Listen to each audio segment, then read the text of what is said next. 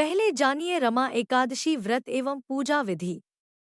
रमा एकादशी का व्रत दशमी की संध्या से ही आरंभ हो जाता है। दशमी के दिन सूर्यास्त से पहले ही भोजन ग्रहण कर लेना चाहिए। इसके बाद एकादशी के दिन प्रातः काल उठकर स्नानादि कर स्वच्छ होना चाहिए। इस दिन भगवान विष्णु के पूर्णावतार भगवान श्री कृष्ण की विधिवत धूप, दीप, नैवेद्य, पुष्प एवं फलों से पूजा की जाती है। इस दिन तुलसी पूजन करना भी शुभ माना जाता है। इस दिन पूरी श्रद्धा एवं भक्ति से किए उपवास पुण्य चिरस्थायी होता है और भगवान भक्त की सभी मनोकामनाएं पूर्ण करते हैं। अब हम रमा एकादशी पौराणिक कथा शुरू करेंगे। सनातन धर्म में कार्तिक मास के कृष्ण पक्ष की एकादशी रमा एकादशी के नाम से जानी जाती है। इस दिन भगवान श्री कृष्ण के दामोदर स्वरूप के पूजन का विधान है। युधिष्ठिर की जिज्ञासा को शांत करते हुए भगवान श्री कृष्ण रमा एकादशी की कथा कहते हैं। बहुत समय पहले की बात है, एक मुचुकुंद नाम के राजा हुआ करते थे। बहुत ही नेमी धर्मी राजा थे और भगवान विष्णु के भक्त भी। उनकी एक कन्या भी थी जिसका नाम था चंद्रभागा।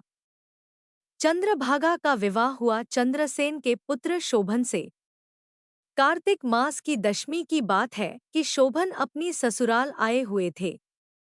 संध्याकाल में राजा ने मुनादी करवा दी कि एकादशी को राज्य में उपवास किया जाएगा, कोई भी भोजन ग्रहण न करे। अब शोभन के लिए यह बड़ी मुश्किल की घड़ी थी, क्योंकि शोभन ने कभी उपवास किया ही नहीं था। दूसरा, उससे भूख सहन नहीं होती थी। उसने अपनी समस्या को चंद्रभागा के सामने रखा तो उसने कहा कि हमारे राज्य में मनुष्य तो क्या, पालतू जीव जंतुओं तक भोजन ग्रहण करने की अनुमति नहीं होती।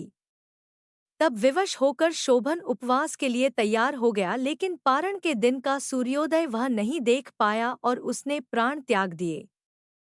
राजसी सम्मान के साथ उसका संस्कार किया गया, लेकिन चंद्रभागा ने उसके साथ स्वयं का दाह नहीं किया और अपने पिता के यहाँ ही रहने लगी।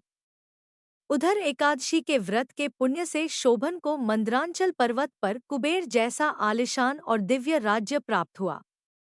एक बार मुचुकुंदपुर के विप्र सोम तीर्थ यात्रा करते करते उस दिव्य नगर में जा पहुँचे।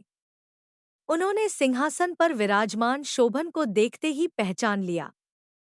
फिर क्या था, वे उनके सामने जा पहुँचे। उधर ब्राह्मण को आता देख उनके सम्मान में शोभन भी सिंहासन से उठ खड़ा हुआ। उन्हें पहचान कर शोभन ने चंद्रभागा और अपने ससुर व राज्य की कुशलक्षेम पूछी। इसके बाद सोम ने जिज्ञासा प्रकट की कि यह सब कैसे संभव हुआ। तब शोभन ने रमा एकादशी के प्रताप का बखान किया, लेकिन चिंता प्रकट की कि मैंने विवशतावश यह उपवास किया था, इसलिए मुझे शंका है कि यह सब स्थिर नहीं है। आप यह वृत्तांत चंद्रभागा के सामने जरूर कहना। अपनी तीर्थ यात्रा से लौटने के बाद सोम सीधे चंद्रभागा से मिलने पहुँचे और सारा हाल कह सुनाया।